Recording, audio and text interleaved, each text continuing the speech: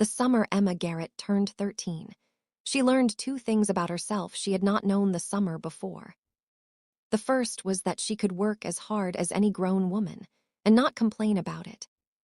The second was that she had a particular weakness for the way Theodore Dawson moved when he did not know she was watching. He moved like his father, which was to say, slowly. And without waste.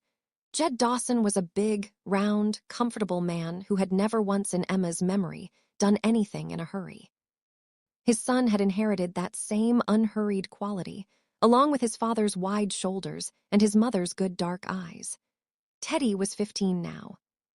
Already taller than the fence posts, he was mending on the south line. Emma was supposed to be fetching water from the creek for her mother, not standing in the tall grass with her hand, shading her eyes watching him work. She fetched the water. She came back the long way. Their two homesteads shared a fence line that ran nearly a quarter-mile along the flat high plain outside Green River. On one side of it, Jed and Beatrice Dawson had built something that was already becoming a real ranch. Sturdy outbuildings. A good barn painted red that you could see from the road. Horses that moved with the quiet quality of animals that had been properly handled from birth. On the other side of the fence, Jack and Diane Garrett were trying. That was the kindest and most accurate way Emma had ever heard it described. Her father was a New Orleans man, which meant he understood cards, conversation, and the way a room full of wealthy men thought about themselves.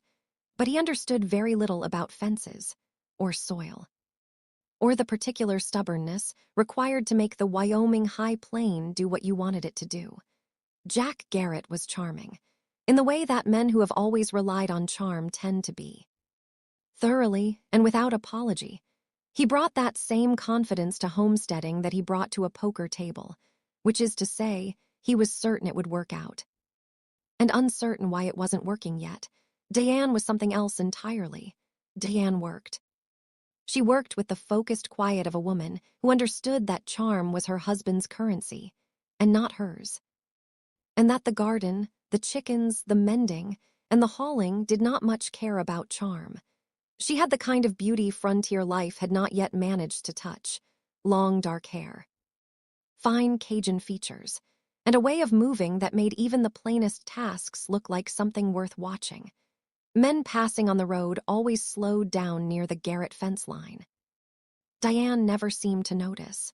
Emma noticed everything.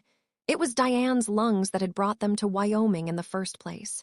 New Orleans was beautiful, wicked, and wet. Her lungs had decided they wanted no more of the wet. The doctors had been plain about it. Go west, go dry, go high, or do not go anywhere much longer. So Jack had packed what they had. Diane had wrapped Emma in her best traveling coat. And they had come as far as a 160-acre government parcel, just outside Green River before Jack had decided. This was far enough. The Wyoming air was doing what the doctors had promised. The cough that had woken them all at 2 in the morning in New Orleans came less frequently in the high, dry Wyoming nights. Sometimes it did not come at all. The Dawsons were the kind of neighbors who made a hard life easier simply by existing. B. Dawson had arrived at the Garrett door 3 days after they moved in with a pot of something that smelled like heaven, and a manner that made it clear she was not going anywhere until she had seen Diane eat. Jed had spent an afternoon showing Jack where the fence line ran and what the soil wanted in the spring, and Teddy had been there that first week, quiet, unhurried, showing Emma the path to the creek, the place where the wild strawberries grew in June, and the name of the hawk that nested in the big cottonwood by the south field. Emma had been, in the language of 13-year-old girls who had not yet invented the vocabulary for what they felt, entirely and immediately sweet on him. She did not tell anyone. There was no one to tell. She told the creek instead. On the mornings she went for water alone, and the creek kept her secret, the way creeks do. What she had not been prepared for, what she could not have anticipated on the wagon ride west, was the color of the Wyoming sky. New Orleans had sky, certainly. New Orleans had dramatic sky, storm sky, sky that moved over the bayou like something alive.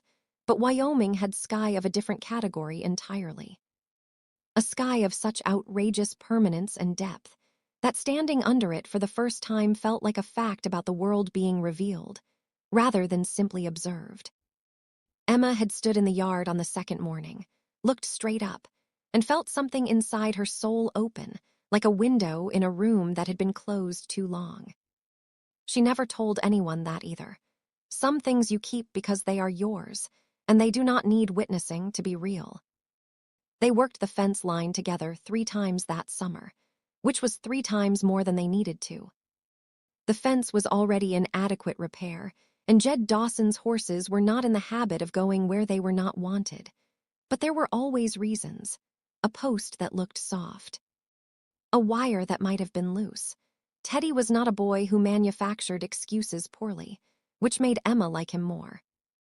And trust him the way you trust someone whose motives are readable, even when they are not spoken out loud. He taught her the names of the horses, all of them, even the difficult ones.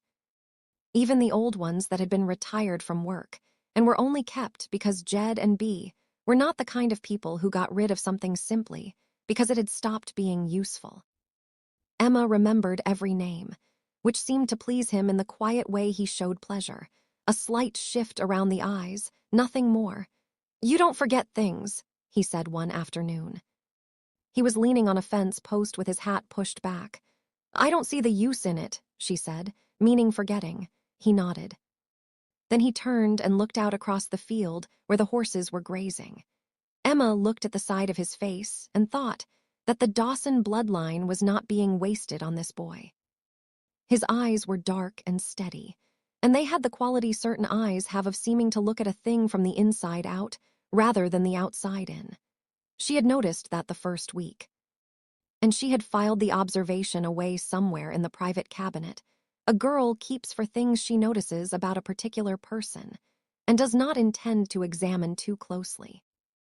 Because examining them too closely might reveal something she was not ready to name. Her own eyes, the ones she studied in the small mirror propped on the windowsill of her room, were hazel. Not green, not brown, but the ambiguous country between them. In the morning they leaned toward brown. In the late afternoon, when the sun came through the parlor window at a particular angle, they turned green, like creek water. Her mother said they were her best feature. Her mother said it in the same voice she said everything important, plainly, without decoration, as though she were reporting a fact rather than delivering a compliment. Bee Dawson noticed them too. Bee noticed most things. One afternoon Emma came over to return a pie tin. Teddy was in the barn. Bee sat her down for coffee. Bee looked at her across the table and said quietly, "You've got your mother's looks, but those eyes are your own." Emma understood it was meant as a generous thing. The summer moved the way Wyoming summers do, slowly, under enormous skies. Emma helped her mother in the mornings. In the afternoons, she worked wherever work needed doing. She was the sort of girl who did not require instruction twice. Her father found that convenient. Her mother found it quietly admirable. She learned to mend well enough that Bee Dawson, who had standards, told her so. Evenings were the best part, when the work was finished. When the sun slid down behind the ridge in shades of orange that did not exist anywhere else Emma had ever lived. Sometimes she would sit on the top rail of the south fence. And sometimes Teddy would appear on his side of it. They talked about nothing important, for longer than nothing important usually deserved. One evening he asked what she missed about New Orleans. She had to think about that. "I miss the music," she said finally. "The music there starts when it feels like it, and stops when it is ready, and it does not apologize for either decision." He tilted his head slightly. "I understand that more than I expected to." It was the sort of answer that quietly moved a conversation somewhere you had not planned to go. "What do you miss?" she asked. "When you were little, before here." "Nothing," he said, simply, without performance. "We came from Georgia, everything we had got burned. My folks don't talk about it much." He paused. "My Uncle Johnny talks about it even less." Emma had heard the name Johnny Dawson once, from her mother. The way Diane had said it, briefly, with a door closing behind the words, had told Emma more than the words themselves. She did not ask Teddy about it. Some things you do not press. He had offered what he was ready to offer, nothing more. She was 13, he was 15. Neither of them had words for what it was. It was the best summer of Emma Garrett's life. Though she would not know that until years later. Years later, standing in a New Orleans church with a mop in her hands, when she would close her eyes and the smell of the Wyoming air would return so clearly she would have to steady herself. Against the pew. Because sometimes memory arrives like wind across an open plain, sudden and impossible to ignore. The Dawson family had not always been Wyoming people. Emma came to understand that gradually. The way you come to understand the deep history of a landscape through fragments, through implications, through the things people say and the things they stop just short of saying. Jedediah and Beatrice Dawson had come from Jonesboro, Georgia, which meant they had come from a world that had ended. Their plantation, and the Hargitay plantation beside it, where Bee had grown up as Beatrice Morris, the daughter of the household manager, had been among the properties in the path of Sherman's march to the sea. The army had moved through that part of Georgia the way fire moves through dry timber, completely, without sentiment, and without regard for what had been built there or by whom or over how many years. The houses were gone, the fields were gone, the livestock that had not been taken had been turned loose.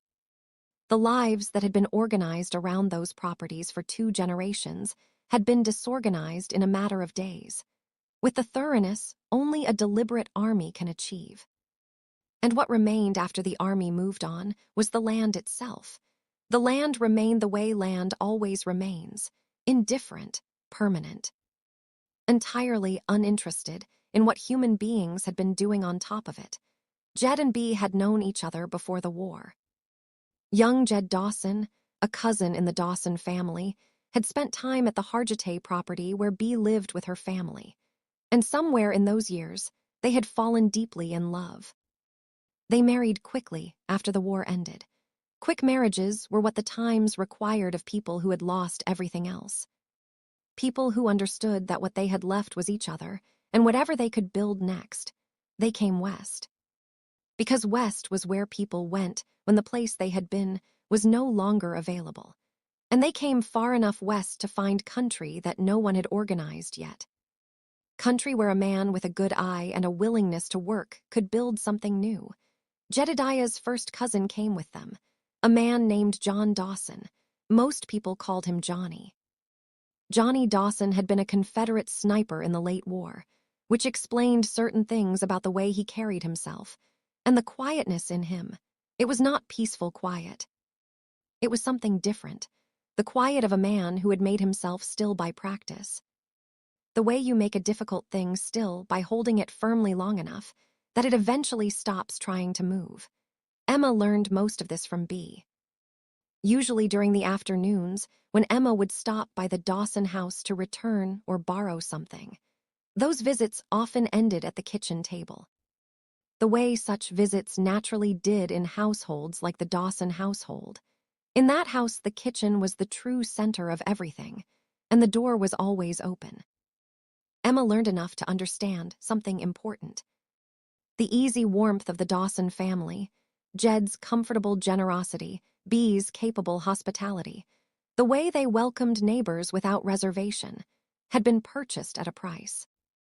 It was a price they had stopped accounting out loud, but not a price they had stopped paying. Some losses become part of the structure of a person. You stop seeing them the way you stop seeing the walls of a room you live in. From Bee, Emma also learned something she would not understand the full meaning of until much later. Johnny Dawson's presence in Wyoming had not been accidental. He had come because Jed and Bee had asked him to come. And Jed and Bee had come to Wyoming, to this very piece of ground on the Green River Plain, because of a man named Harrison Garrett. Harrison Garrett had once owned land here. And his name was spoken by certain people in certain parts of Wyoming territory, in the same careful voice that people in New Orleans used when they spoke of the Mickelsons. Emma stored the name away, without examining it. She was 13, and she had other things to think about. The trouble, when it came through paper. Jack and Diane Garrett had never been properly married. In New Orleans, that had been a manageable fact. Arrangements like theirs were common enough to be unremarkable, and Jack knew the right men to smooth the right questions.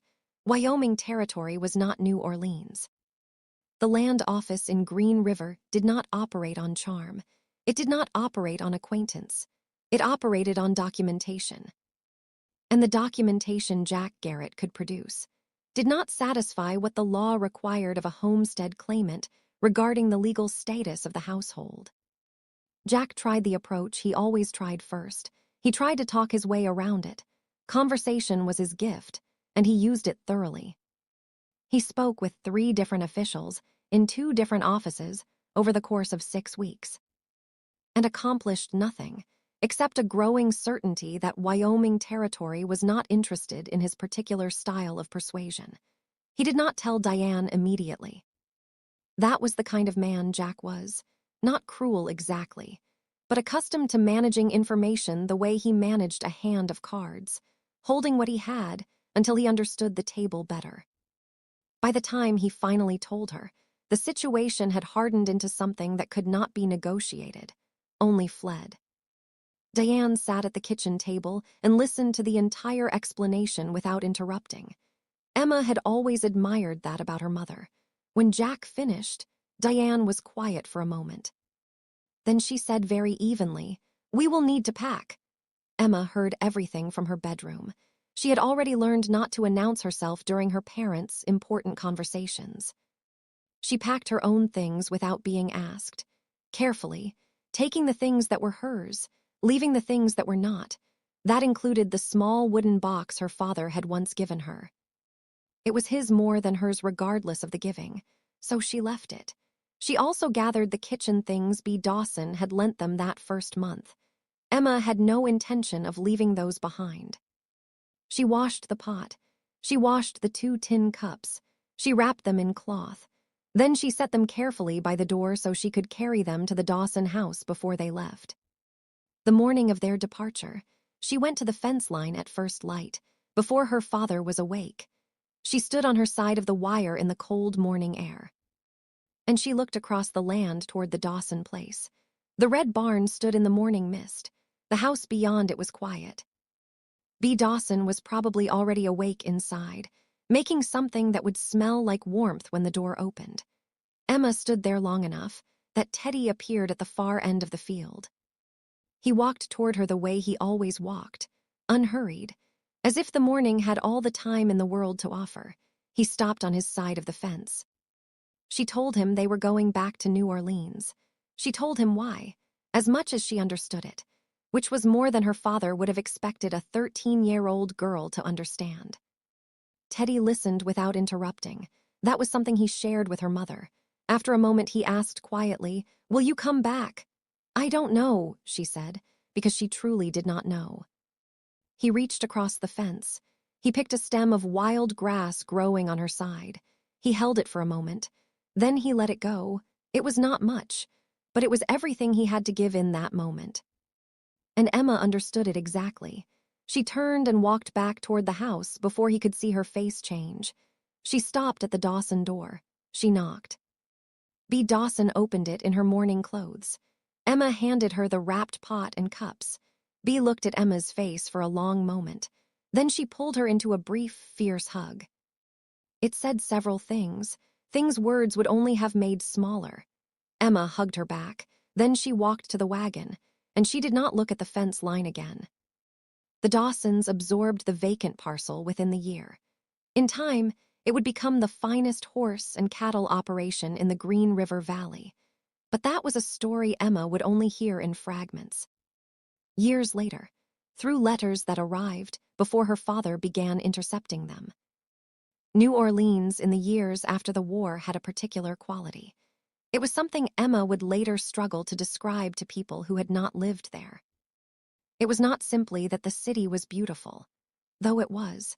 It was not simply that it was loud and warm and full of music that began in the evening and had no particular intention of stopping. It was something else. New Orleans seemed to exist in two places at once, the city you could see, and the city underneath the city you could see. The second one was older, and far less interested in being polite about what it was. Emma was 15 when they arrived back in the city. At 15, she understood very little about the second city. By the time she was 17, she understood considerably more than she would have chosen to. Talk of vampires and witches and things that moved between shadows was not unusual in New Orleans. It was not the sort of talk that marked a person as unhinged. It marked a person as paying attention. The city had a supernatural ecology, the way other cities had neighborhoods, layered, organized, governed by its own rules. And at the top of that structure, or perhaps more accurately at the center of it, were the old families, the Mickelsons in particular. Their name was spoken in certain quarters the way people spoke about weather, as something that existed, something that had opinions, something that was not much interested in what you thought about it. The brothers Klaus and Elijah Mickelson were not new to New Orleans. Their kind never was. They were simply the most visible expression of something that had been there as long as the city itself. And New Orleans had been there a very long time. Emma had grown up absorbing this the way children raised in New Orleans absorbed it, not through direct instruction, but through the walls of the city itself, through the way certain streets felt at certain hours, through the way certain names were spoken more quietly than others, with the care you used around things that might be listening. Vampires were the most discussed, mostly because they were the most visible. Their interest in the living was demonstrable, and their presence could be detected by its effects. Witches occupied a different category, older in some respects, more deeply rooted in the city's social structure, connected to the soil and the dead in ways the undead, for all their age, were not. The voodoo practitioners moved somewhere in between, working with energies that the European traditions did not have language for, and energies the European vampires had long ago learned to respect. Werewolves, in the opinion of most serious practitioners Emma had ever heard speak on the subject, were simply large dogs with strong opinions about territory. This assessment was probably unfair, but it was repeated often enough to suggest it contained some useful truth. What mattered most, however, was what Emma herself was, not what craved her blood, but what she represented. A girl who had not yet become a woman in the particular way the old traditions defined. A virgin, plain and simple. Once a young woman began her monthly courses and remained intact, she occupied a specific place in the supernatural economy of New Orleans. A place that had nothing to do with her opinion on the matter. Her blood carried properties the old workings required. Vampire rituals of certain kinds, witch spells of certain kinds. The voodoo traditions she had grown up near also had uses for such blood, uses she understood well enough to find deeply uncomfortable. She was 16 when she first realized she was being noticed in this specific way, though she did not fully name what she was seeing until she was 17. By then, she had seen enough. Enough to understand the pattern.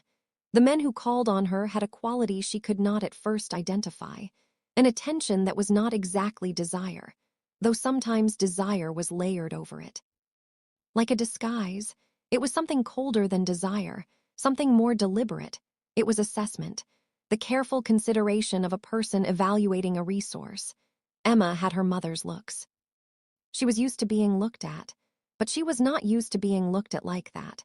She guarded her virtue fiercely, with the same iron resolve she used in every other part of her life.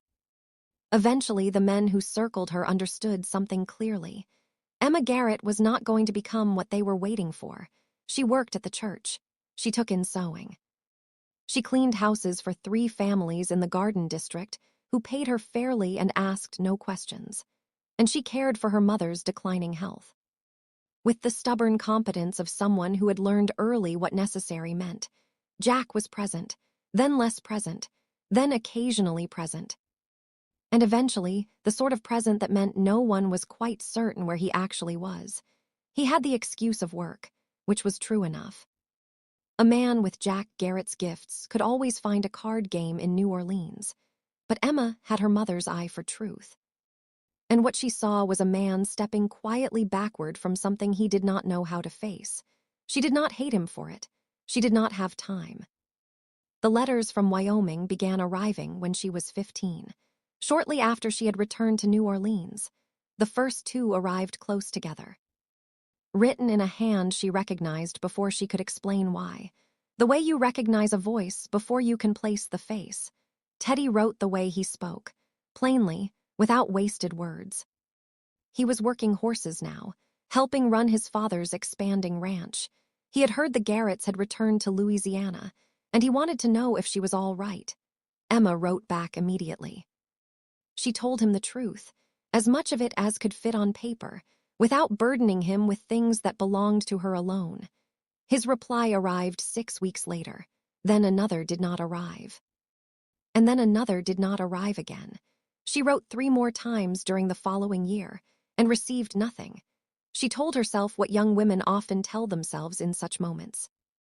That she had been mistaken.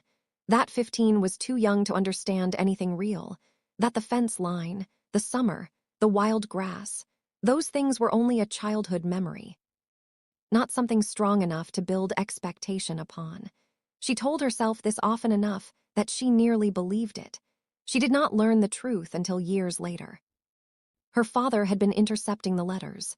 Both directions, Teddy had written, and she had never seen the letters. Her replies had never reached Wyoming. Jack Garrett had made a quiet decision. His daughter was needed here. Wyoming was not part of his plans, and he enforced that decision the only way available to him. He stole the correspondence and said nothing. Emma did not discover this for many years.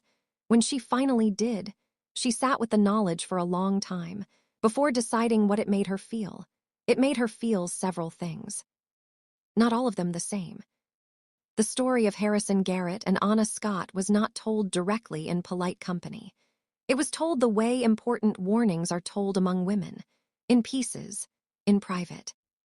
Passed along with the understanding that the details were what made the warning useful, because a warning without teeth was only noise. Harrison Garrett had once owned the largest ranch in the Green River Valley. Before he had, through a sequence of events that involved Johnny Dawson and a considerable transfer of property, come to own nothing in Wyoming at all. He was the sort of man the frontier occasionally produced with unsettling efficiency, handsome in a practiced way, educated in the Eastern manner, possessed of the kind of polish that impressed drawing rooms in civilized places and meant absolutely nothing in a Wyoming winter, or in the presence of a man who had already decided not to be impressed. Harrison Garrett had seen Anna Johns the way men like him saw young women, as a category of conquest. A category that lived comfortably beside the other conquests he had organized his life around. Anna was young, she was beautiful, and she was in the early and uncertain stages of loving a young man named Robert Scott. Harrison Garrett considered that detail irrelevant. He had wealth, he had charm. And he had never yet lost this particular kind of contest, not because he was lucky, but because he was careful to choose contests he was certain to win. What he had not accounted for was Meng Chin. Meng Chin O'Malley had managed Harrison Garrett's household. She did it the way she did everything else, quietly, competently, and with eyes that missed very little. She had watched Anna Johns closely, the way older women sometimes watch young women who are too young to understand certain dangers. Meng Chin had offered counsel, not directly. Her position did not allow that. Instead, she arranged circumstances, moments where the correct words were spoken, moments where the wrong intentions were clearly visible. And eventually, Anna had understood. She had understood before Harrison Garrett had moved from intention to action. But he had not entirely abstained from acting. That was the rest of the story. Robert Scott had heard enough to understand what had happened, and he had done what young men in love sometimes do. He had gone to settle the account. He went alone because he was Robert Scott, a man who had not yet discovered what he was incapable of doing. He carried a flathead shovel, not as strategy, simply because it was what was nearest to hand. Johnny Dawson caught up with him on the road. Johnny did not try to stop him entirely. He understood Robert too well for that. A man who has been insulted through the woman he loves cannot simply be turned around and sent home. Something inside him would break, so Johnny rode beside him and said nothing. Until they were close enough to see the Garrett ranch. Then he spoke, quietly. "Let me go in first," Robert agreed, because he trusted Johnny, and because anger makes certain decisions easier. Johnny Dawson had come out of the Confederate War with a reputation most men in Wyoming territory preferred to admire from a comfortable distance. His hands moved faster than the eye could follow. That was not exaggeration. It was simple fact. He cleared 4 of Garrett's ranch hands from the yard with quick efficiency. 2 walked away. 2 reconsidered their priorities. The remaining 4 men stayed inside the barn. They knew the name Johnny Dawson. And they made a collective decision that whatever was happening outside was not worth their participation, which left Harrison Garrett alone in the yard, alone with Robert Scott. And the flathead shovel in Robert's hands, and Johnny Dawson, who was holding nothing at all, which was somehow worse. Johnny studied Harrison Garrett for a long moment. Then he stepped between him and Robert. "Bobby," he said quietly, "you don't do this. You don't need this stain on your hands or in your mind. You've got Anna. You won the prize. Don't let this bastard make you become something you're not." "But he assaulted her," Robert said. The shovel did not lower. "He had his filthy hand inside her shirt, JD. I can't let that rest." Johnny nodded once. "Never said you couldn't watch." Johnny cocked the hammer on his pistol. Then he turned to Harrison Garrett.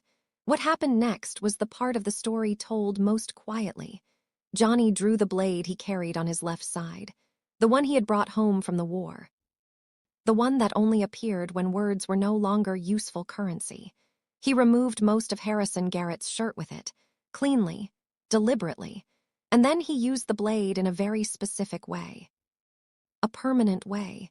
When he finished, Harrison Garrett had been diminished in a manner no doctor and no amount of money could repair. Johnny wiped the blade slowly. "This is for Anastasia," he said. Then he looked at Robert. "Mark it down." Bobby, had he done more than a grubby hand to her undergarments and a meaningless kiss, he'd be in the ground. "I came here to live, because of people like you and Anna, and I'll be damned if I stand by and see good people done badly." Robert Scott shook Johnny's hand that day, and became Bobby that day. It was the beginning of a friendship that would outlast many things. Harrison Garrett sold his 5,000-acre ranch shortly afterward. The arrangement placed the land in Johnny Dawson's name through Jed Dawson as intermediary. Harrison Garrett was in no position to object. He left Wyoming, with enough money to travel. And not nearly enough pride to travel comfortably. He drifted east, then south, then somewhere between those directions, and in that time he began cultivating a careful hatred. Hatred for the man who had made him what he now was. Eventually, that hatred led him to people who practiced the old traditions, not the New Orleans voodoo tradition. Something colder, something older. Something European. Practitioners who treated human beings not as clients, but as materials. They told him there was a working, a ritual that could restore what had been taken, but it required blood. A very specific kind of blood, not just anyone's. The blood had to carry the lineage of the one whose body required healing. Harrison Garrett spent months tracing family lines. With the patience of a man who had nothing else left to do, eventually he found what he needed. A distant connection. A young woman in New Orleans, alone, in need. A Cajun girl with hazel eyes. Her mother's beauty, and the kind of virtue the old workings required. His distant kin, Emma Garrett. Harrison Garrett sat down carefully and began writing his letter. Diane Garrett died on a Tuesday in late October. The air was finally cool enough to be bearable, and the light through the church windows was the color of old gold. Emma was 19. She had known the end was coming for long enough that the knowing had settled into the bones of her daily life. It had become part of the weight she carried without thinking about it. The way you stop noticing a stone in your shoe after the first mile. She did not fall apart. There was no one to fall apart in front of, and nothing to fall apart into. Diane had raised a woman who understood that the work continued. Emma arranged what needed arranging. She sat through what needed sitting through. She accepted the condolences of the parish women, with the grace her mother had modeled for her across 19 years of difficult circumstances. When it was finished, she went back to the rectory and cleaned it, because it needed cleaning, and because having something to do with her hands was the only prayer she knew how to make that felt real. Jack had disappeared by then, not dramatically. Jack Garrett did not do things dramatically unless there was an audience. He had simply become less present over the preceding months. And then one morning Emma realized she could not remember the last time she had seen him. She waited a week before accepting that this absence was not one she would receive an explanation for. She was alone, in a city that was beautiful, dangerous, and not hers. It began as a tension, which was not unusual. Emma had inherited Diane's looks. And a young woman with dark Cajun beauty and composed self-possession attracted notice in almost any room she entered. But the attention she began receiving in the weeks after her mother's death felt different. Too focused, too specific. Men she did not know seemed to know things about her. She would turn in a market stall and find someone watching her with an expression that was not quite desire. It was something else, something colder, the look of a person evaluating a resource. Emma had grown up in New Orleans. She knew the second city, so she paid attention. There was a man who came to the church 3 Sundays in a row. Emma did not recognize him from the parish. He sat in the back pew and watched her move through the sanctuary with the stillness of something that did not breathe the way people breathe. He was handsome, but too precisely handsome. Like a painting of handsome. On the 3rd Sunday, Emma had the sexton sit nearby while she worked. The man did not return again. There was a woman at the market who offered her money for a small amount of blood. She framed it as a medicinal purchase.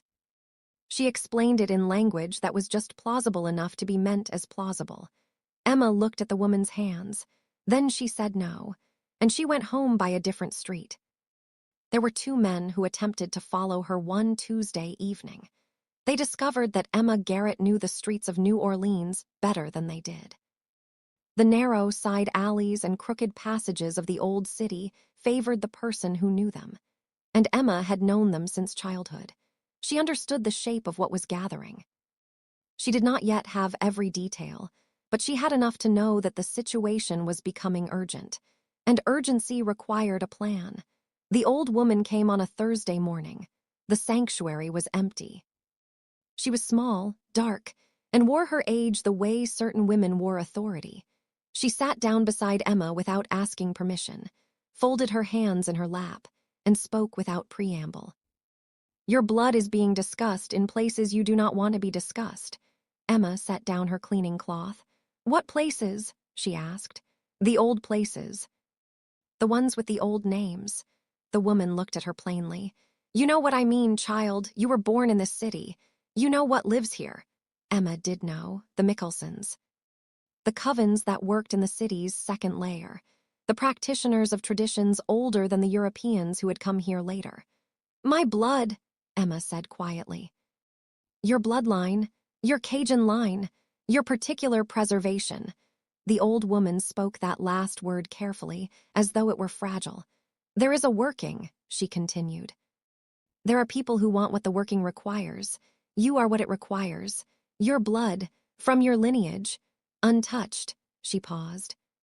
There is also a man, a northern man. He has made arrangements with certain practitioners here, people who can restore what was taken from him if the correct blood is used. Emma's hazel eyes grew very still. Harrison Garrett, she said. The old woman nodded slightly. You know the name. I know the story. Then you know what he wants. The woman adjusted her shawl. The movement had the finality of someone who had said what she came to say. You must leave New Orleans, child. And go where? Emma asked quietly. West, the old woman said. West is traditional. Emma almost smiled at that, but it was not a happy smile. I do not have enough money to go west, and I do not have enough time to stay here and wait. For the first time, fear touched her voice. Why are you telling me this? Emma asked as the woman rose to leave. The old woman paused in the doorway. She did not turn around. Because your mother was a decent woman, she said. And she deserved better than she got. And because you are made of what she made you. Then she stepped into the New Orleans morning, and Emma never saw her again. Emma sat in the pew for a long time afterward, her hands folded in her lap, thinking. The old woman had not told her anything she had not already felt gathering around her life. She had only named it. And once something is named, it becomes real. Emma needed a way west. She suspected she was not going to like the way that opportunity presented itself. Emma Garrett knew the name Harrison Garrett the way people know the names of storms, by reputation, and by the way expressions changed when the name was spoken. He was distant kin to her father. He had once owned a large ranch in Wyoming. The ranch now belonged to Johnny Dawson, and he had done something to a young woman named Anna Scott. Something serious enough to bring both Johnny Dawson and Robert Scott to his door. That visit had not gone well for Harrison Garrett, and it had left him, by all accounts, considerably diminished.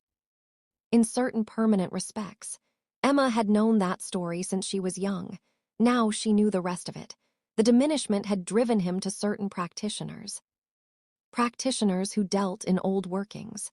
Practitioners who required very specific things, including her blood. That knowledge made the letter in her hands easier to understand. It had arrived 6 days after the old woman in the church pew had spoken to her. Emma read it twice, carefully, the way her mother had taught her to read anything that wanted something from her. It was a good letter, she had to admit that. Harrison Garrett had not lost his skill with words. Whatever else he had lost, he wrote of loneliness, of a ranch west of Evanston, of his need for someone capable to manage his household staff and bring order to his domestic affairs. He was frank about his condition. He called it an unfortunate accident. The delicacy of that phrase likely cost him more pride than the letter showed. He was even plainer about what it meant for her. Her virtue, he assured her, would remain perfectly safe. He offered her a title, a household, a future. Come marry me. That was the heart of the letter. In a few years I will be in the ground, and you will be free to find true love as a wealthy woman. Emma set the letter down. She thought about money, about New Orleans at night, about the second city that lived underneath the visible one.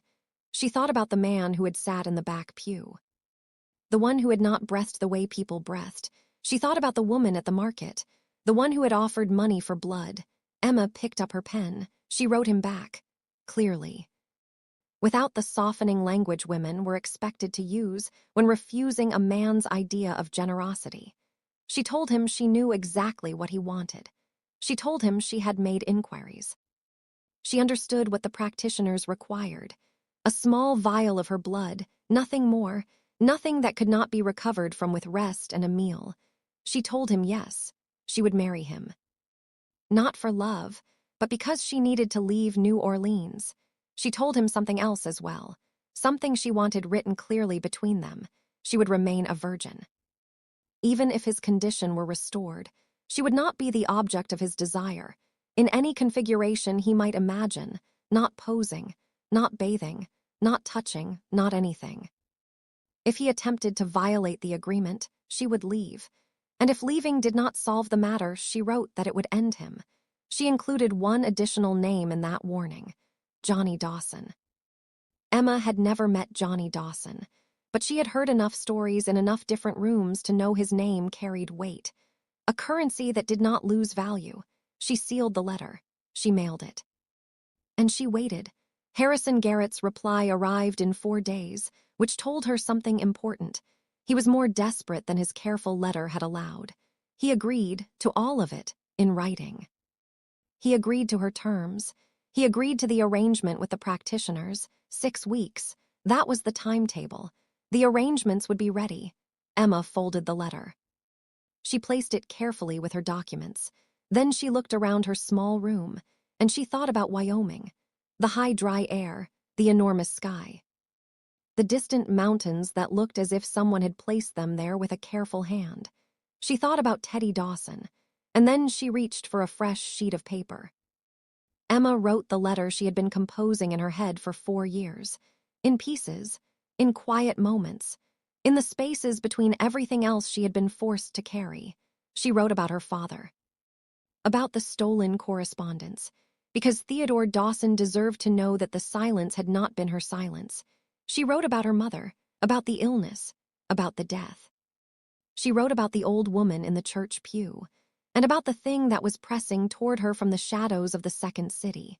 She wrote about Harrison Garrett, about the arrangement, about Evanston, about the 6 weeks that now stood between her and the life waiting there.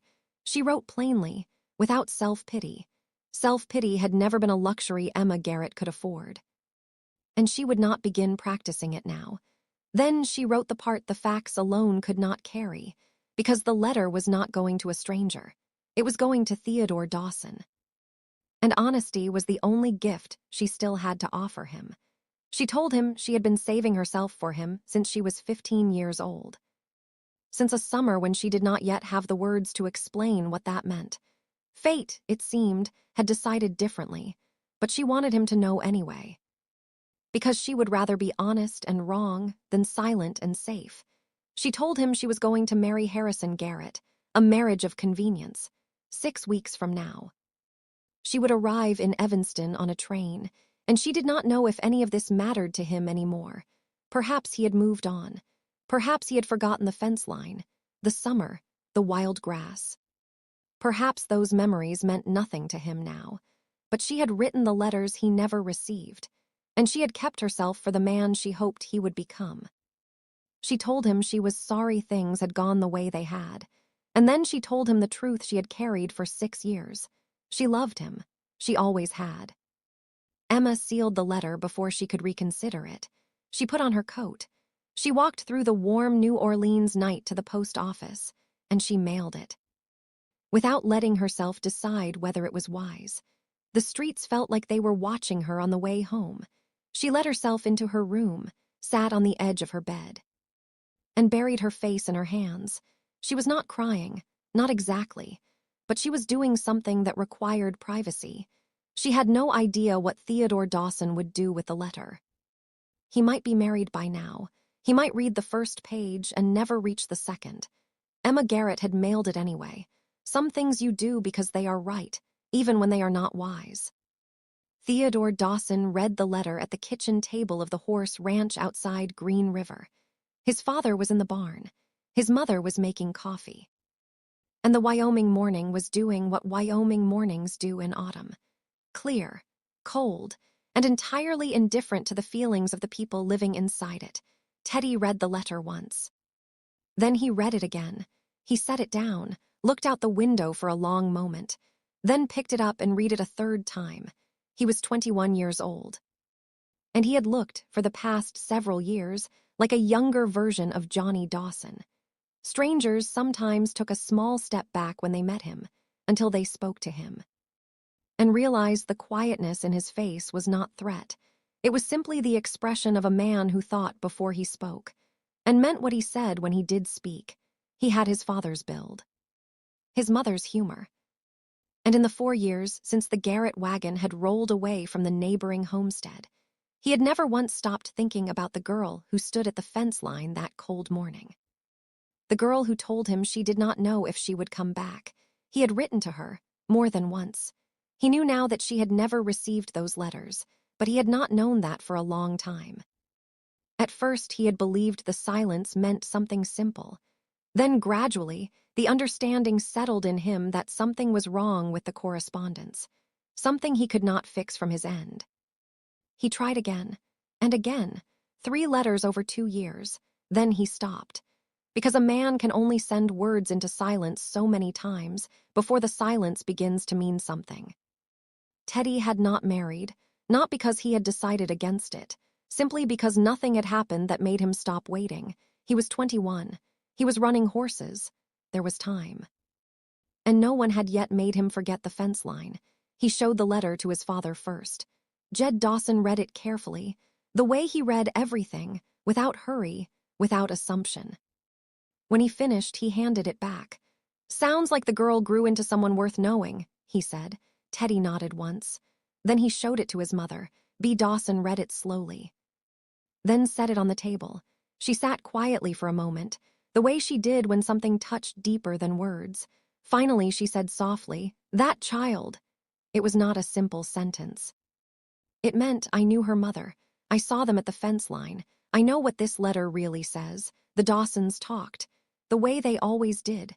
Openly, Jed and Bea did not discourage him. But they did remind him of something important. "You loved a girl," Jed said. "But the woman in that letter lived years you were not part of. She might not be the same person you remember," Bea nodded. "Go into it with clear eyes, Teddy. Not hopeful and blind. Clear." Teddy listened, because his parents had always been worth listening to. Then he thought about Anna Scott, owner of the Maggie John Cafe, Anna who had always treated him like a younger brother. Kind.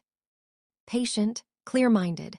So he saddled his horse and rode to Rock Springs.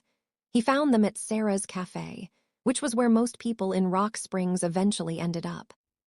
Anna and Robert Scott at one table, Willa and Johnny at another, Jeff Hayes behind the counter doing something useful, the way a man does when the person he cares about is nearby. Teddy sat down at Anna's table. He placed the letter in front of her and said nothing. Anna read it. Robert read over her shoulder. Teddy watched Anna's face as she moved through the letter. The way a woman's face changes when something lands. She passed the letter to Willa without a word. Johnny leaned over Willa's shoulder to read it. Still, silent, already thinking. "Anna," Teddy said quietly, "what do I do?"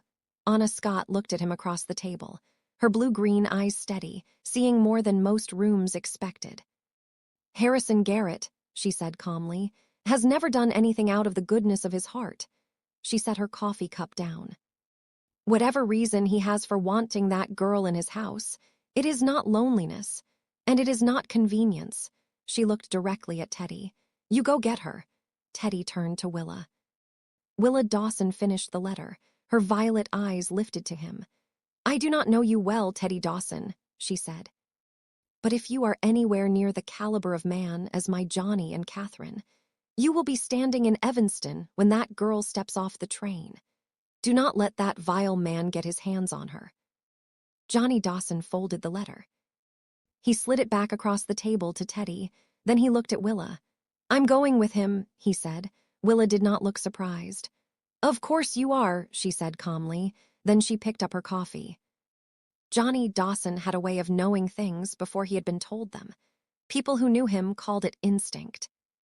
In truth, it was something closer to a lifetime spent paying attention in rooms where other men were busy not paying attention. He saw Harrison Garrett in a motel window the day he and Teddy arrived. Their eyes met. Johnny tipped his hat. Following Johnny's advice, Teddy went into the motel dining room and made sure people heard him. He ordered coffee, sat where everyone could see him, and said plainly to the room, "My girl arrives on the morning train tomorrow. Emma Garrett. I'm taking her back to Rock Springs, and I'm changing her name to Emma Dawson." An older man at the table nearest the stove looked up. "Aren't you the Dawson the devil cow outdraw?" Teddy shook his head. "No, sir. That would be Uncle Johnny." He rested a hand on Johnny Dawson's shoulder. Johnny smiled faintly. Teddy was his second cousin. But everyone under 25 in Rock Springs called him Uncle Johnny now. Johnny had passed through New Orleans once after the war, but he had been raised on a plantation in Georgia. And in Georgia, a man sometimes learned things about the world that other men preferred not to see. "You boys just here to pick up a lady?" the old man asked. Johnny nodded. "That and to collect a little work I had done." He set a small leather pouch on the table. "Special bullets. Had old Mullet make them for me." Johnny paused. Then added casually, "Old Mullet's the only smith in the territory who can make them right." He raised one eyebrow slightly. "We've had some vampire sightings around Green River. Never know when silver bullets might come in handy." Johnny knew the room had gone quiet behind him, and he knew something else too. Word would travel. Fast. Garrett would hear about it before sunrise. The train came in from the east with steam and noise, and the particular smell of something that had traveled a long distance and was glad to stop. Emma Garrett had been sitting in the same seat for most of 2 days. Her bag rested at her feet. Her hands were folded in her lap. She watched the country change outside the window. Flat lowlands slowly rising into the higher, drier, more serious country of Wyoming territory. And somewhere along the way, something inside her chest had begun to loosen. Something she hadn't realized had been tight. She had made arrangements in her mind for what Evanston would be. She had made arrangements for difficulty, for Harrison Garrett's men, for escorts. For whatever situation might require careful negotiation before she could free herself from it. Difficulty was what she had learned to prepare for. She had even prepared the blood, a small vial. Drawn carefully beforehand, carried in her day bag. She trusted doctors about as far as she trusted bankers, and her blood was valuable. She planned to hand Harrison Garrett exactly what he wanted the moment she saw him. What she had not prepared for was Theodore Dawson standing at the bottom of the platform steps. She saw him before she was fully off the train. She stopped halfway down the steps, bag in hand. Cold Wyoming air touching her face, she looked at him, and he looked at her. 4 years collapsed in an instant, like a distance that should never have existed in the first place. He was a man now. He had always carried his father's build, but he had grown into it fully. Broad shoulders, dark hair, a quiet steadiness that only came with time. He looked like Johnny Dawson the way a young thing resembles what it will someday become, recognizably, undeniably. Without apology, he did not move toward her. Emma stepped down the last 2 steps, crossed the small space between them. Close enough now to see that he was breathing slightly faster than the cold morning required. She looked up into his face. "You came for me." Not a question, a statement. She wanted him to hear the difference. Her hazel eyes held his, brown in the shadow of the platform roof, with something behind them that was not quite brown and not quite green. His expression shifted, the way something shifts when a burden held too long is finally allowed to be set down. "I had your letter," he said. "You came anyway." "I had your letter about an hour," Teddy replied, "before I started packing." She studied him for another moment. Something moved through her, not relief exactly, but the quiet shock of discovering that something you dared not believe in had turned out to be real. "I hoped you would come," she said. "I wasn't sure I had the right." "You had the right," Teddy said simply. Behind them, the train released a long breath of steam. Around them, the platform continued its ordinary life. People greeting each other, bags being handed down, voices calling. None of it mattered to either of them. From the far end of the platform, Johnny Dawson watched quietly, far enough away to remain unnoticed. He studied the way the girl looked at Teddy Dawson, then the way Teddy looked back at her, and he made a quiet decision. Willa Dawson was going to like this girl. Johnny didn't see Harrison Garrett, but he felt him, somewhere nearby, watching from shadow. Another time, Johnny thought, another time. Emma and Teddy had just started walking towards Johnny. Steam drifted from the locomotive behind them. Passengers moved past in small clusters. Nobody paying attention to anything except their own business. Then a voice came from the shadow beside the freight shed. Calm, polite, and unmistakable. "Miss Garrett." Emma stopped. Teddy turned. Johnny did not move at all. He simply shifted his weight slightly and watched the man step into the light. Harrison Garrett removed his hat. The gesture was courteous, almost elegant. He had always been that way, even when he owned half the valley Johnny Dawson now called home. "Well now," Garrett said mildly. "I see Wyoming has greeted you warmly." Emma did not pretend surprise. She had known he would come. "You paid my fare west," she said. "I assumed you would want to collect." Garrett's eyes flicked briefly to Teddy, then to Johnny. His smile sharpened slightly. "Well, this is a familiar gathering." Johnny pushed away from the post he had been leaning on. Slow, unhurried. He stopped a few steps away. "Morning, Garrett." Garrett studied him carefully. "Johnny Dawson, you're still alive." Johnny shrugged. "Habit." The silence between them was not comfortable. It carried memory. Land, blood. A ranch that had changed hands under circumstances Garrett had never forgiven. Garrett's gaze moved past Johnny, looking west, toward country he knew well. "You know," he said softly, "I once owned most of the ground you're standing on these days." Johnny nodded. "Land has a way of changing hands." Garrett's smile thinned. "Yes, it does." Emma opened the small leather case she had been carrying. Inside sat a narrow glass vial, dark red, carefully sealed. Garrett's eyes moved to it immediately. The interest in them was unmistakable. "You traveled a long distance for this," Emma said quietly. "I thought it best to bring it with me." She held the vial toward him. Garrett accepted it slowly, almost reverently. He lifted it toward the morning light, studying it, the way a starving man studies food. Johnny watched that closely, too closely. Garrett slipped the vial into his coat, satisfied. "You see," Garrett said, "Miss Garrett understands the value of keeping agreements." Emma met his eyes calmly. "I do." Garrett turned toward Teddy then. "And you, Mr. Dawson, you plan to take her west." Teddy stepped closer to Emma. "Yes." Garrett looked between them, then chuckled quietly. "You always did have poor judgment where Dawson men are concerned." Emma did not flinch. "I choose my own mistakes." Garrett nodded slightly. "Apparently," Johnny's voice cut into the moment, quiet but hard. "You got what you came for." Garrett looked at him again. "And you think that settles things?" Johnny's eyes never left Garrett's face. "For today." Garrett's expression darkened slightly. "You and Robert Scott cost me something valuable, Johnny." Johnny's answer came without hesitation. "Then you should have kept better company." The air between them sharpened. For a moment it felt very possible that something violent might happen right there on the platform. Garrett exhaled slowly. The moment passed. "Well," he said, "Miss Garrett has honored her obligation.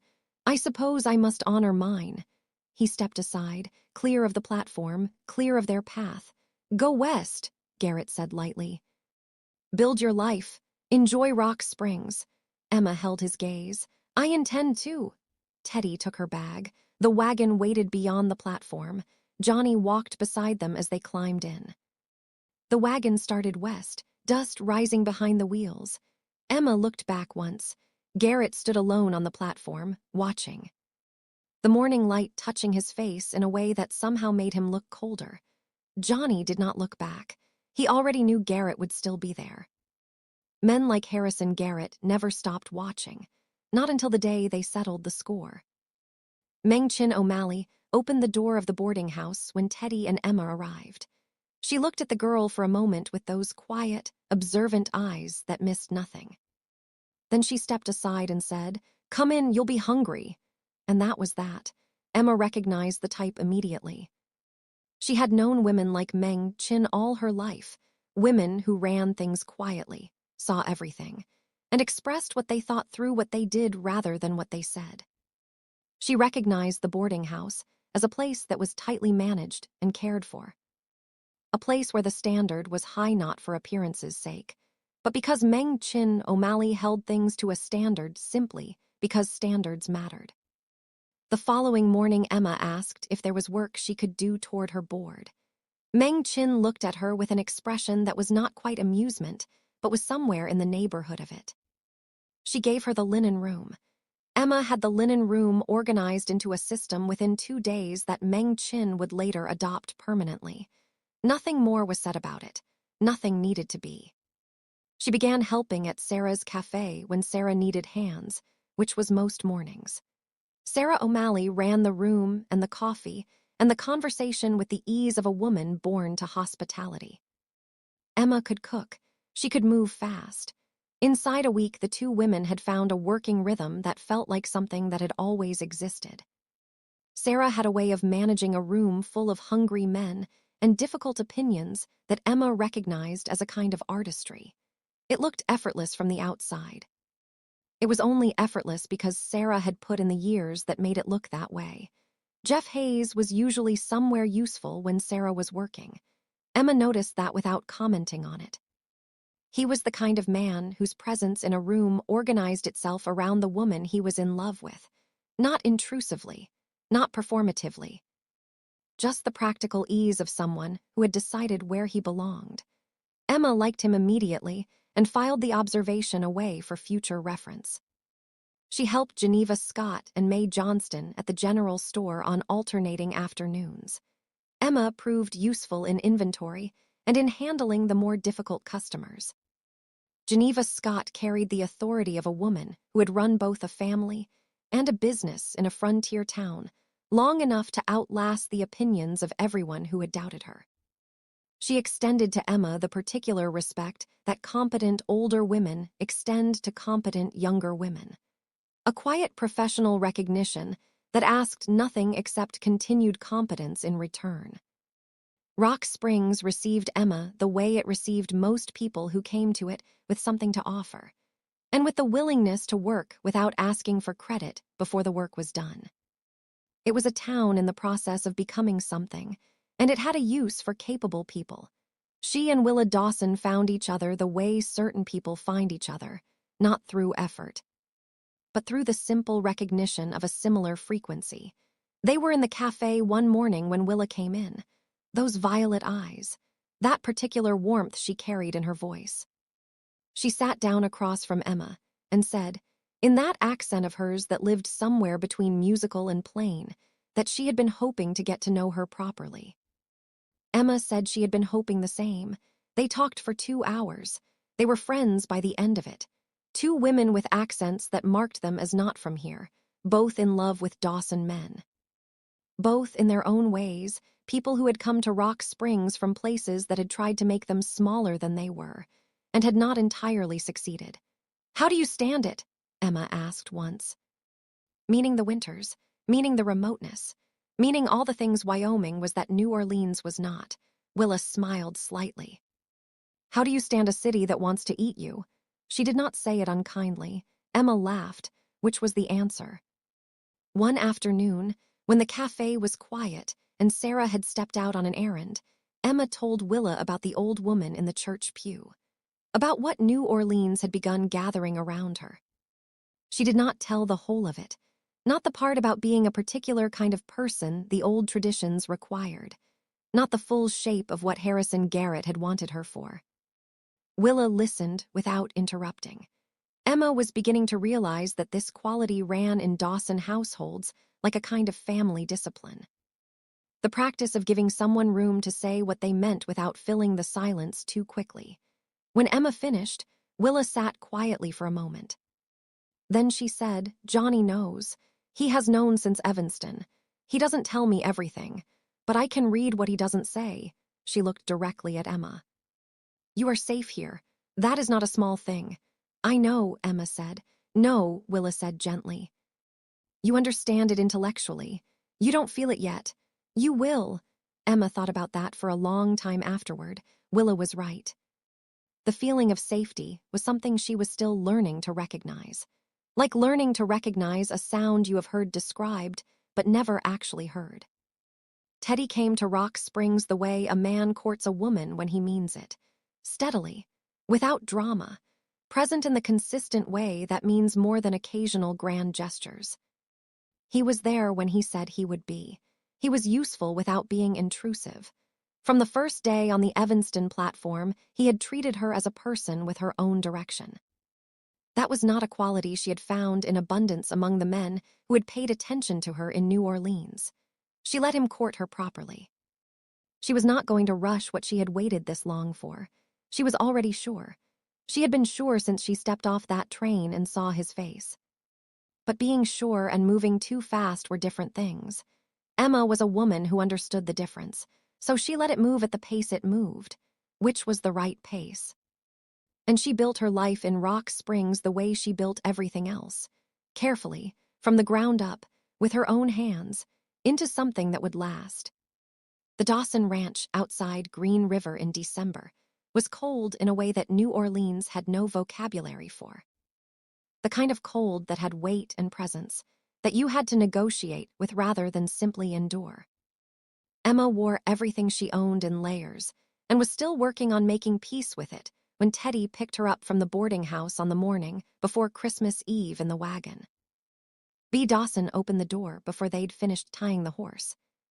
She was exactly how Emma remembered her, warm and round, and with eyes that were doing something quick and thoughtful behind the warm expression.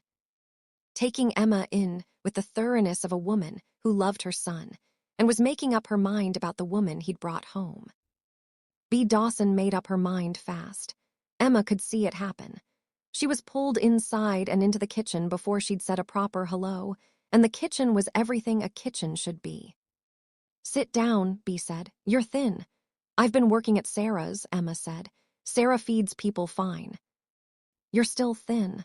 B set a plate in front of her that communicated clearly that this was not the beginning of a negotiation.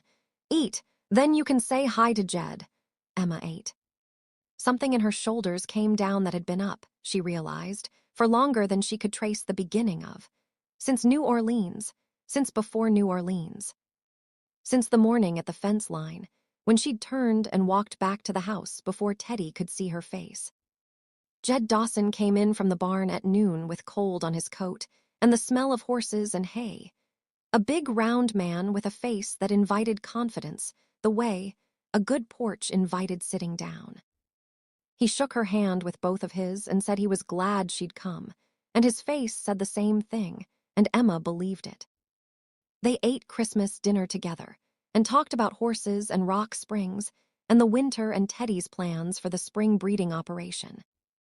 And Emma found that she had things to say in this conversation, and that they were received the way things are received in a house where women's opinions are not a novelty.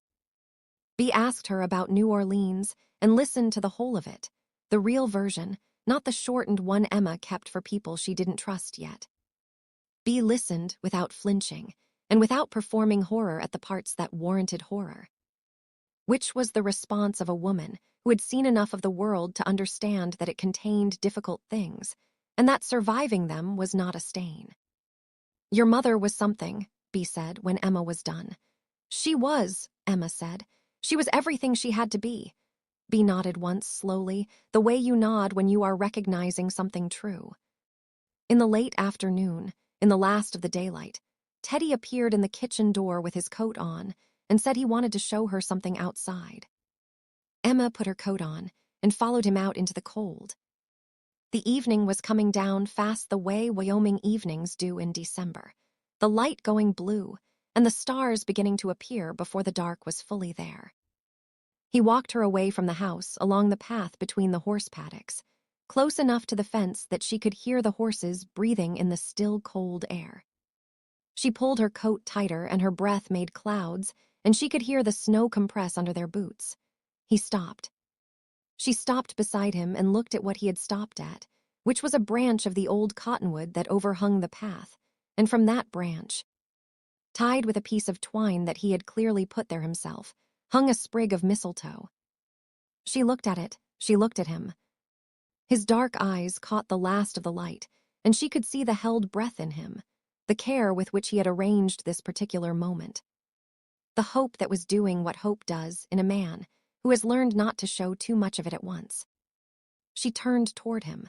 Her hazel eyes found his in the fading light and held them, green now, the way they went when she was feeling something she wasn't going to contain. She lifted her face. He kissed her the way the question asked. She kissed him back the way the answer answered. And then neither of them was asking or answering. They were just there in the cold Wyoming evening under the cottonwood, with the horses breathing in the dark beyond the fence and the stars coming all the way down to the edges of the mountains. And Emma Garrett was home. She had been saving herself for a long time. She had saved herself for exactly this,